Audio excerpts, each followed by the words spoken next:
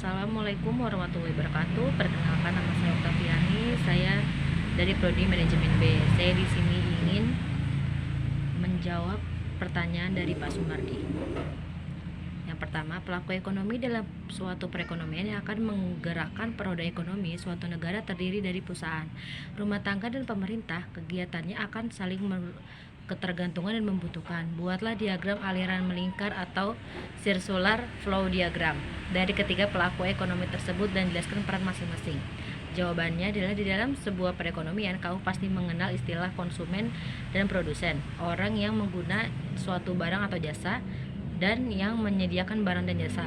Mereka kita sebut sebagai pelaku ekonomi, yaitu orang atau lembaga atau instansi pemerintahan yang melakukan kegiatan ekonomi. Di dalam ekonomi yang lebih luas, pelaku kegiatan ekonomi tidak hanya sebatas konsumen dan produsen, penjual dan pembeli, tetapi lebih dari itu termasuk pemerintah dari masyarakat luar negeri. Yang kedua, jelaskan pengertian disposable income atau YD dan bagaimana rumus fungsi YD. Jawabannya, disposable income adalah pendapatan pribadi yang dapat digunakan untuk kebutuhan sehari-hari setelah dikurangi pajak langsung seperti PKB atau pajak kendaraan bermotor, PPh, pajak penghasilan, dan PBB yaitu pajak bumi bangunan. Rumus disposable income sama dengan penghasilan tahunan dikurang pajak tak langsung ditambah pengurangan lain. Bagaimana bentuk fungsi dari konsumen setelah dikurangi pajak? Fungsi konsumsi yaitu C sama dengan CO plus CYD. YD sama dengan Y kurang TX, sehingga fungsi konsumsi menjadi C sama dengan CO plus C atau Y kurang TX. C sama dengan CO plus CY dikurang C TX.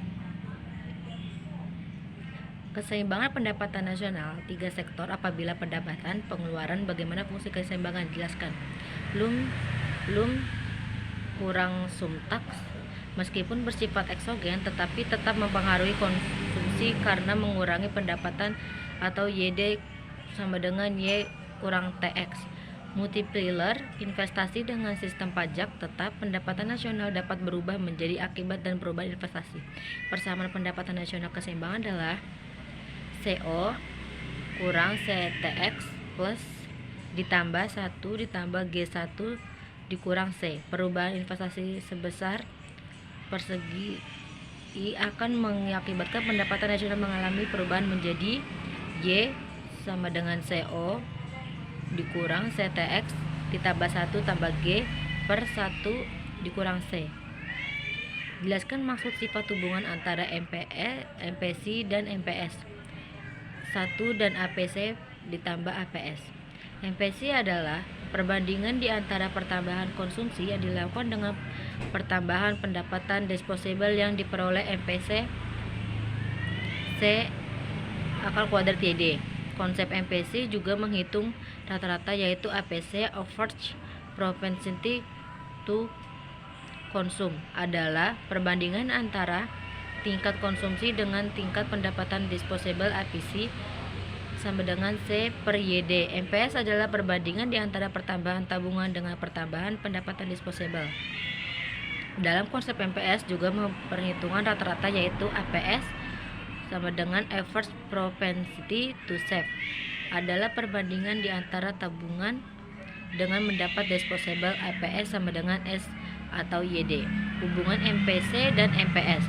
MPC plus MPS 1 per APC plus APS sama dengan 1. Pembuktian rumus YD C plus S sama-sama dibagi YD per 1 sama dengan APC dan APS.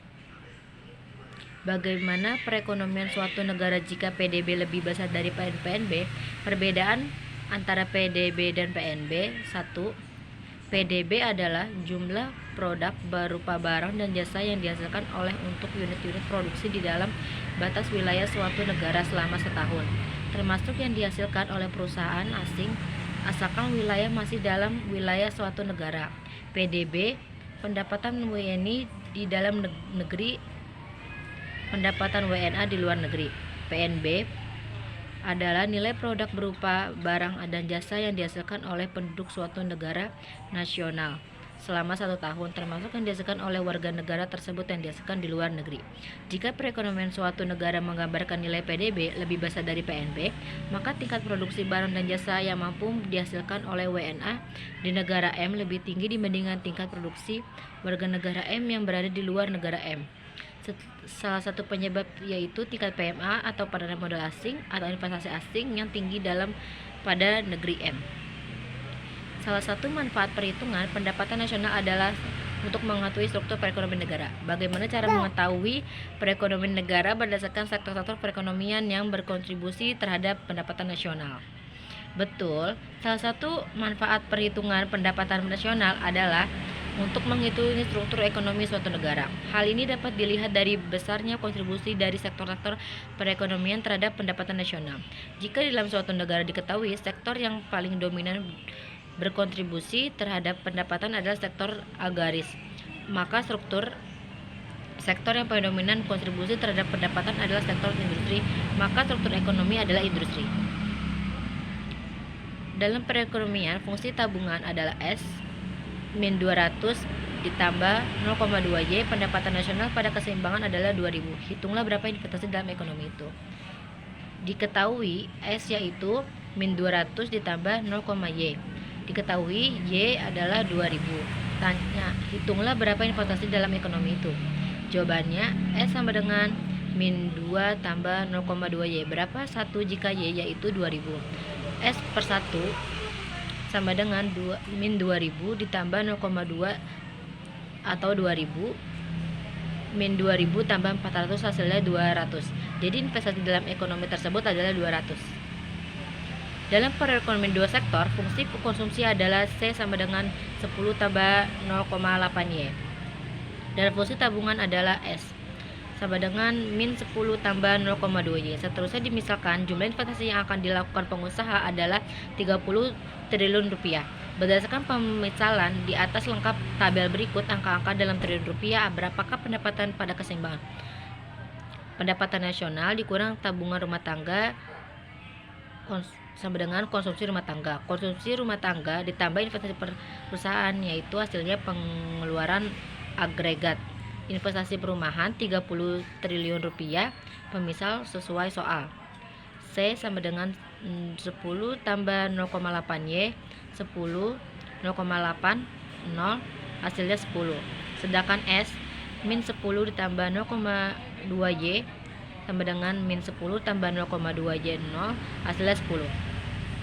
Terima kasih, itu saja yang bisa saya sampaikan. Billahi taufik wal hidayah. Wassalamualaikum warahmatullahi wabarakatuh.